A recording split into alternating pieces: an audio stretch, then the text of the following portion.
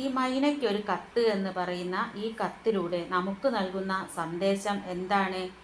അതായത് നാം ഉപയോഗിച്ച് കളയുന്ന പാഴ്വസ്തുക്കളായ പ്ലാസ്റ്റിക് കവറുകളും അതുപോലെ മണ്ണിൽ അലിഞ്ഞു ചേരാത്ത വസ്തുക്കളൊന്നും എന്ത് ചെയ്യരുത്, വലിച്ചെറിയരുത് അല്ലേ.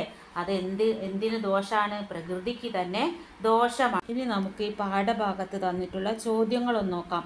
ബിസ്ക്കറ്റ് കവറിനും പരൽമീനിനും മാത്രമാണോ ഇത്തരത്തിൽ ദുരിതം അനുഭവിക്കേണ്ടി വരിക? ആണോ? അല്ലല്ലേ. മറ്റു ജീവജാലങ്ങൾക്കും മനുഷ്യർക്കും ഒക്കെ എന്താണ് ഇങ്ങനെയുള്ള പാഴ്വസ്തുക്കൾ എറിയുന്നതിലൂടെ ബുദ്ധിമുട്ടുണ്ടല്ലേ.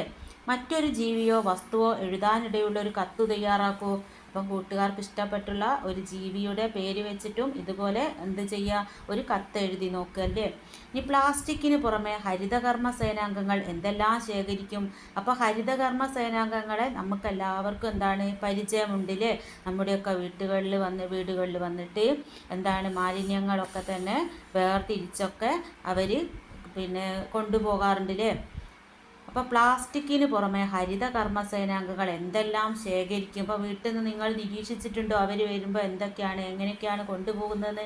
എന്നാൽ ഇതുവരെ നിരീക്ഷിച്ചില്ലെങ്കിൽ നിങ്ങൾ എന്ത് ചെയ്യണോ, ഇനി ഒന്ന് നോക്കുക കേട്ടോ, എന്തൊക്കെയാണ് വീട്ടിൽ നിന്ന് ശേഖരിച്ചൊക്കെ കൊണ്ടുപോകുന്നത് എന്നുള്ളത് കേട്ടോ.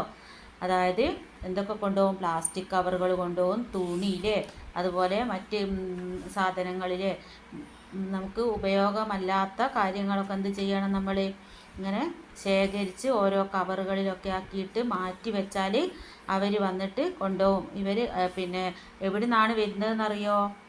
മുനിസിപ്പാലിറ്റി അതുപോലെ പഞ്ചായത്തിൻ്റെയൊക്കെ പ്രതിനിധികളായിട്ടാണ് ഇങ്ങനെ ഹരിത കർമ്മസേനാംഗങ്ങൾ നമ്മുടെ വീടുകളിൽ എത്തുന്നത് കേട്ടോ.